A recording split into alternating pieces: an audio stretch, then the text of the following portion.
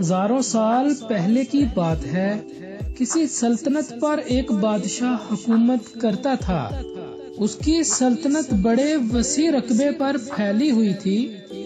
اس کا ایک نہایت خاص وزیر تھا جس پر بادشاہ بہت اعتماد کرتا تھا۔ اپنی سلطنت کے بارے میں جو بھی مشورہ کرنا ہوتا وہ اسی سے کرتا تھا۔ ایک دن بادشاہ کے دل میں پتہ نہیں کیا آیا، اس نے وزیر سے پوچھا کہ تمہاری زندگی کی سب سے بڑی خواہش کیا ہے؟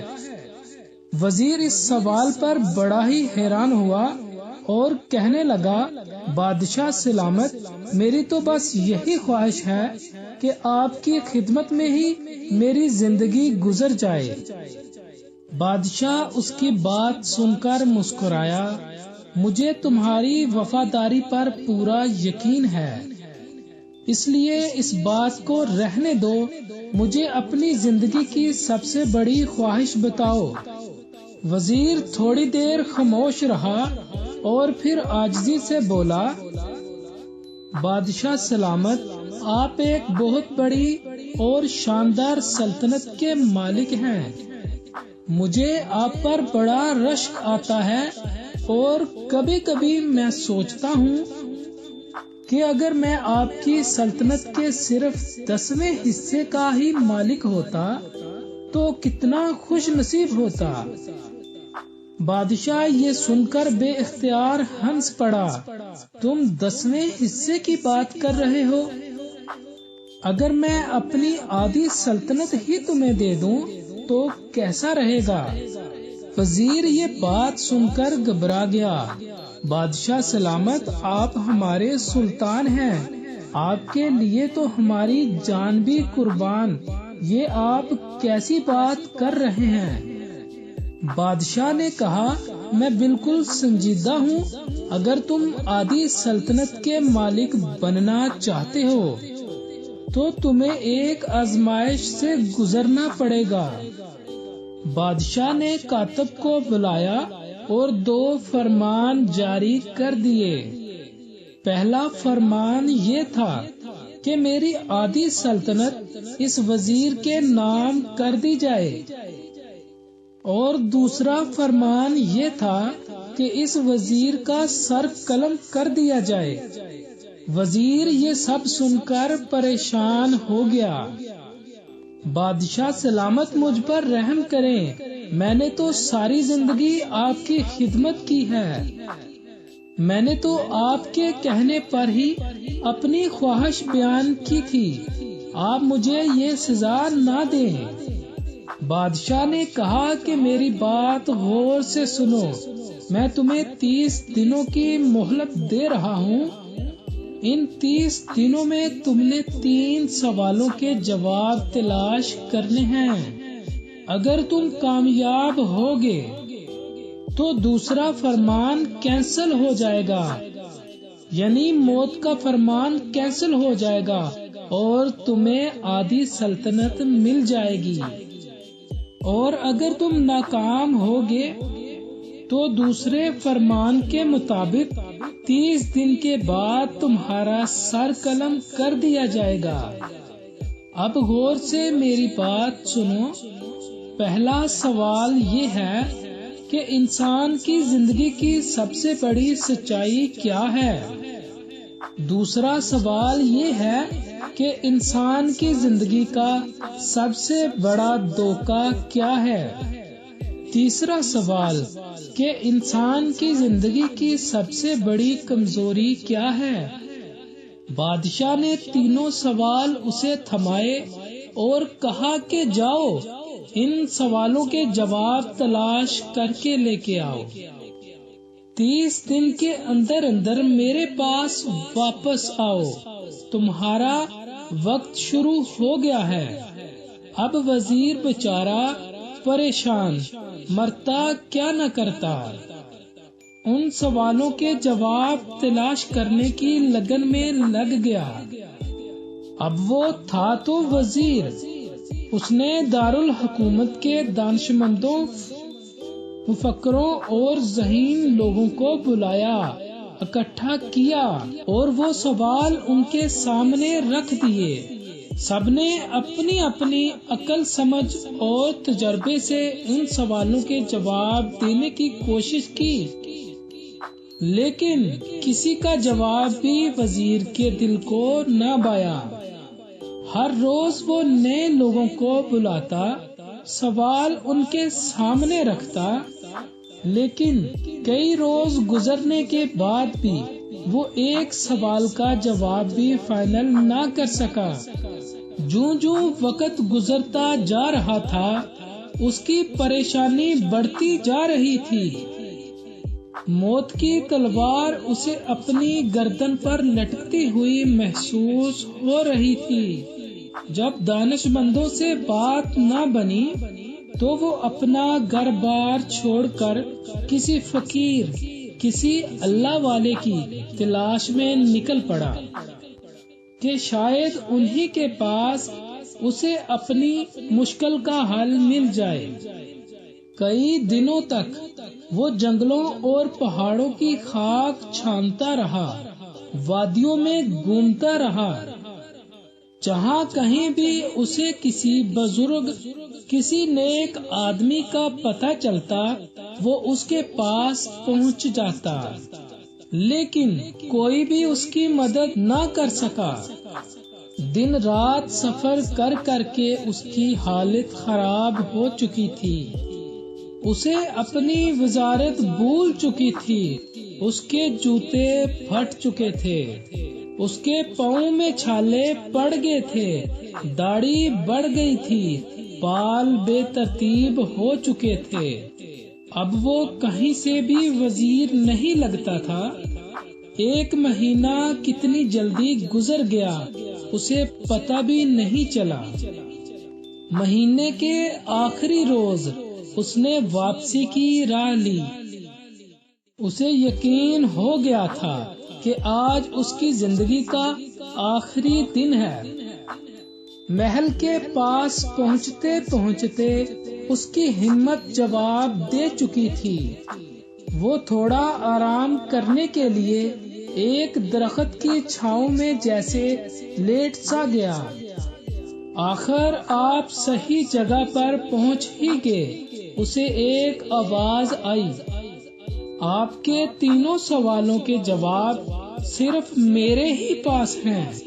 یہ آواز سن کر وہ بے اختیار اچھل پڑا، اس کے جسم میں تو جیسے جان آ گئی۔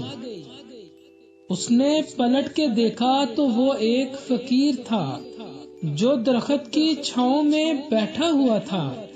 اس کے ہاتھ میں سوکھی ہوئی روٹی تھی جسے وہ پانی میں ڈبو ڈبو کر کھا رہا تھا۔ اس کے پاس ہی ایک کتا تھا جو برتن میں دودھ پی رہا تھا۔ تمہیں کیسے پتا چلا کہ میں سوالوں کے جواب ڈھونڈ رہا ہوں؟ کون ہو تم؟ وزیر نے پوچھا۔ وہ فقیر مسکرایا۔ اس نے اپنی بوسیدہ سی چادر اٹھائی جس پر وہ بیٹھا ہوا تھا۔ اس چادر کے نیچے ایک انتہائی بیش قیمتی لباس تھا جو صرف بادشاہ کے انتہائی مقرب لوگوں کو ہی ملتا تھا۔ جناب، ایک وقت تھا کہ میں بھی آپ کی ہی طرح بادشاہ کا انتہائی قریبی وزیر تھا، اور مجھ سے بھی وہی غلطی ہو گئی تھی جو غلطی آپ نے کی ہے، تو تم بھی سوالوں کے جواب تلاش نہیں کر سکے۔ لیکن بادشاہ نے تمہیں زندہ کیسے چھوڑ دیا؟ وزیر نے پوچھا۔ نہیں جناب، مجھے ان سوالوں کے جواب مل چکے تھے اور بادشاہ نے اپنے وعدے کے مطابق اپنی آدھی سلطنت بھی مجھے دے دی تھی، لیکن میں نے اس سلطنت کے پروانے کو پھاڑ کر بادشاہ کے حوالے کر دیا تھا۔ یہ سلطنت آپ کو ہی مبارک ہو، اور خود اس کٹھیا میں آ کر بیٹھ گیا۔ وزیر حیرت سے اس کی بات سن رہا تھا۔ اس نے دل ہی دل میں سوچا کہ یہ کتنا بے وقوف ہے کہ بادشاہت چھوڑ کر فقیر بنا بیٹھا ہے، لیکن یہ وقت اس کی حماقت پر افسوس کرنے کا نہیں تھا بلکہ اپنی جان بچانے کا تھا۔ وہ اس فقیر کے قدموں میں گر کر گڑ گڑانے لگا، مہربانی کر کے میری زندگی بچا لو، مجھے ان سوالوں کے جواب دے دو۔ فقیر نے کہا کہ میں تمہاری مدد کرتا ہوں، پہلے 2 سوالوں کے جواب میں تمہیں مفت میں دے دیتا ہوں، لیکن تیسرے جواب کے لیے تمہیں قیمت ادا کرنی پڑے گی۔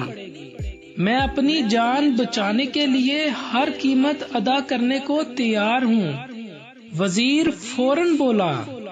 فقیر بولا، پہلے سوال کا جواب سنو، زندگی کی سب سے بڑی سچائی موت ہے، ہر کسی کو اس کا سامنا کرنا ہی پڑتا ہے، کوئی چاہے کتنا بھی طاقتور، امیر یا اثر و رسوخ والا کیوں نہ ہو، وہ اس سچائی سے نہیں بچ سکتا۔ اور دوسرے سوال کا جواب یہ ہے کہ انسان کی زندگی کا سب سے بڑا دھوکہ زندگی ہے۔ ہم میں سے ہر کوئی ہی زندگی کو دائمی سمجھ کر اس کے دھوکے میں آ جاتا ہے۔ وہ دونوں ہی جواب وزیر کو صحیح لگے تھے۔ فقیر کی باتوں میں سچائی تھی، ان کو جھٹلایا نہیں جا سکتا تھا۔ اچھا، تو تیسرے سوال کے لیے تمہاری کیا شرط ہے؟ وزیر نے آہستہ آواز میں پوچھا۔ فقیر نے مسکراتے ہوئے کتے کے سامنے سے دودھ کا برتن اٹھایا اور وزیر کے سامنے رکھ دیا۔ تیسرے سوال کا جواب حاصل کرنے کے لیے تمہیں کتے کا بچا ہوا دودھ پینا پڑے گا۔ وزیر کے ماتھے پر پسینہ آ گیا، اسے اس بات کی توقع نہیں تھی۔ کتے کا بچا ہوا دودھ بھلا کوئی کیسے پی سکتا ہے؟ اس نے نفرت سے دودھ کی طرف دیکھا اور پیچھے ہٹ گیا۔ فقیر اس کی حالت دیکھ کر مسکرانے لگا۔ تمہارے پاس اب 2 ہی راستے ہیں، وہ سامنے محل کا دروازہ تمہاری موت کا دروازہ ہے، جاؤ اور شاہی جلاد تمہارا سر تن سے جدا کر دے گا، لیکن اگر تم ابھی جینا چاہتے ہو اور آدھی سلطنت کے مالک بھی بننا چاہتے ہو تو پھر تمہیں یہ دودھ پینا ہی پڑے گا، فیصلہ اب تمہارے ہاتھ میں ہے۔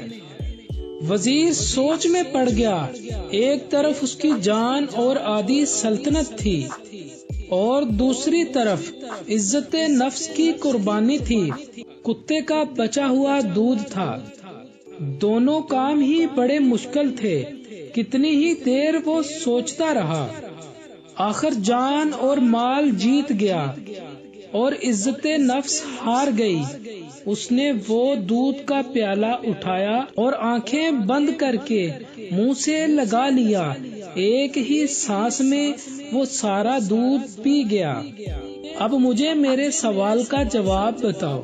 فقیر نے اس کی حالت دیکھ کر ایک کہکا لگایا اور بولا، تمہارے اس عمل میں ہی تمہارے سوال کا جواب ہے۔ انسان کی سب سے بڑی کمزوری اس کی غرض ہے، اپنے مطلب کے لیے وہ کچھ بھی کر سکتا ہے، کتے کا بچا ہوا دودھ بھی پی سکتا ہے، اور یہی وہ سچ ہے جس نے مجھے سلطنت کا پروانہ پھاڑ کر اس کٹیا میں بیٹھنے پر مجبور کر دیا۔ میں جان گیا تھا اور زندگی کے دھوکے میں آتا جاؤں گا اور موت کو فراموش کرتا جاؤں گا، اتنا ہی میں غرض کی دلدل میں پھنستا چلا جاؤں گا، اور مجھے ہر روز اس دلدل میں سانس لینے کے لیے غرض کا غلیظ دودھ پینا پڑے گا۔ تم بھی اگر زندگی کی تلخ حقیقتوں کو جان لوگے تو تمہاری زندگی بھی اچھی گزرے گی۔ وزیر شرمندگی کی حالت میں فقیر کی کٹھیا سے باہر نکل آیا اور بادشاہ کے محل کی طرف چل پڑا۔ فقیر کی باتیں اس کے ذہن میں گھوم رہی تھی۔